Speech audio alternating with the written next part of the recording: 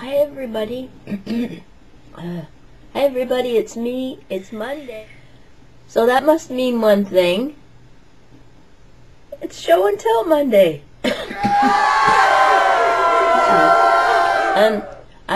I was talking to my sister Nancy Lee Old on the phone the other day and saying, you know, I don't really have many ideas for show and tell.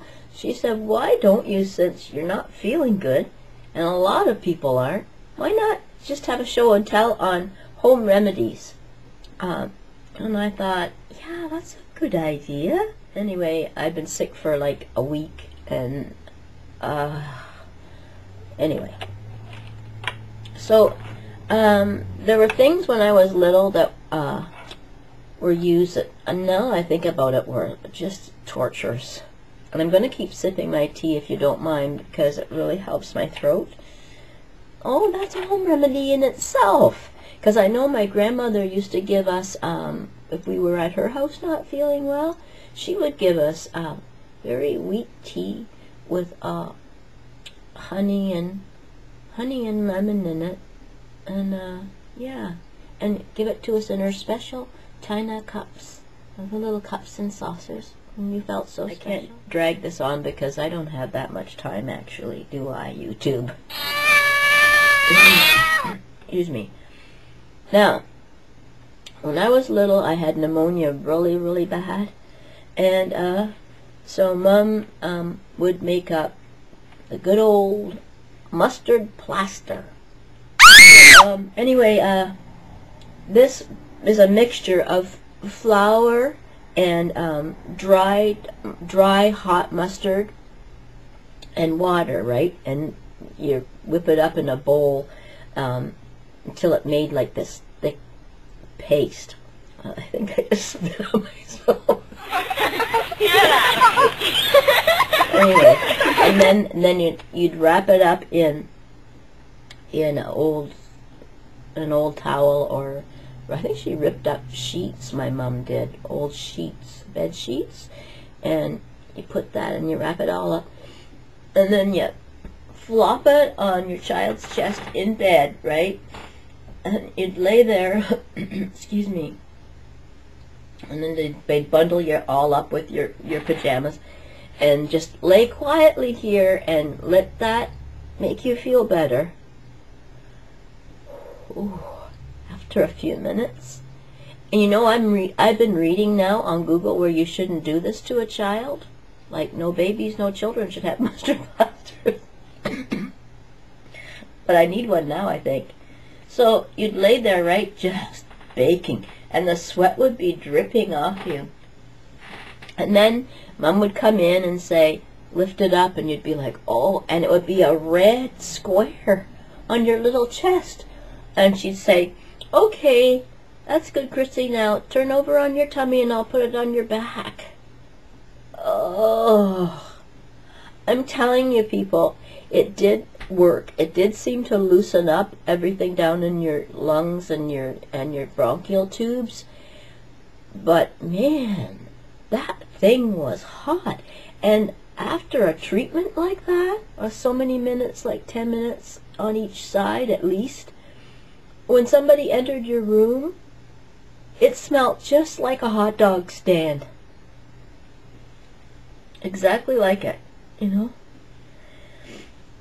About 12 years old, I remember my girlfriend she went away to Girl Guide camp, and she came home and she had gotten a thorn bush. They'd been out hiking, and a thorn off a thorn bush had buried itself in the calf of her leg, and it looked terrible. Excuse me just a second. It was all festering and everything. The only thing that actually drew that thorn out of her leg was this stuff called Man or Beast. It came in a tin jar, or a tin container, and you can only get it by Raleigh's And I think you can probably order it over the internet still, or sometimes at flea markets people will have a Raleigh stand. It's all like home remedy type things, but this thing was called Man or Beast ointment. And when we gave her some and she put it on her calf, not a calf like on a farm, on her calf of her leg, it acted out the thorn. And she was able to show everybody the thorn, and it took away the infection and everything. I haven't seen it in years, but I imagine you can order it. And also the Vicks Vapor Rub thing you put a jar of Vicks Vapor Rub in a bowl of boiled water, like boiling hot water, and you'd throw the towel over your head and inhale that for a while. That and the mustard plaster, your cold was gone. Another thing I do still is if I'm out of cough syrup here, I will take liquid honey and lemon juice and put it in a little shot glass. If I had a little bit of whiskey would be good too, but you can do it with just the honey and lemon, and you make it liquidy, and take that as a shooter. And for a little while it does help that your throat and your cough. That's another little one tip. Skin So Soft spray. Skin So Soft you can get in a spray bottle from Avon. You spray that on your dog's coat. When we had our Dobermans, we would spray it on their coats in the summertime because the flies were always landing on their ears, their backs, and everything. It would drive the poor things nuts. So I don't think you can put it on long-haired dogs, like I wouldn't put it on Mika. But if you spray Skin So Soft on a short-haired dog's coat, when you send them out to play in the summertime, the flies will land and bounce off. They hate it. Excuse me. Now, if you get a really bad mosquito bite, I found this out when we were at the trailer a couple of, 2 or 3 summers ago now. That insect repellent that you spray on also can be used for bug bites if you have been bitten because you didn't put your spray on. Yeah, that itch.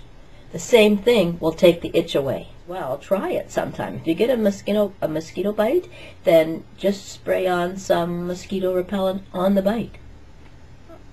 It works. So, and one more thing. I hope I'm not out of time. One more thing.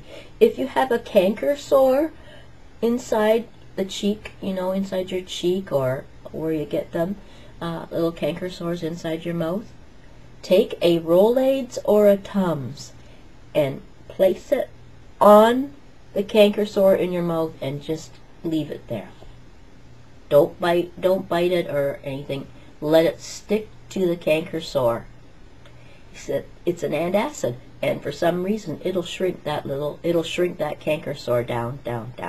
But you just gotta leave it in there and try not to talk so it won't fall out of your mouth.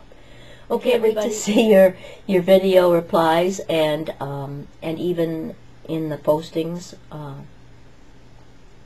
down there. I think I'll have my tea and excuse me, go to bed.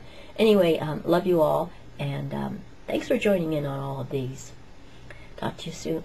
Bye for now.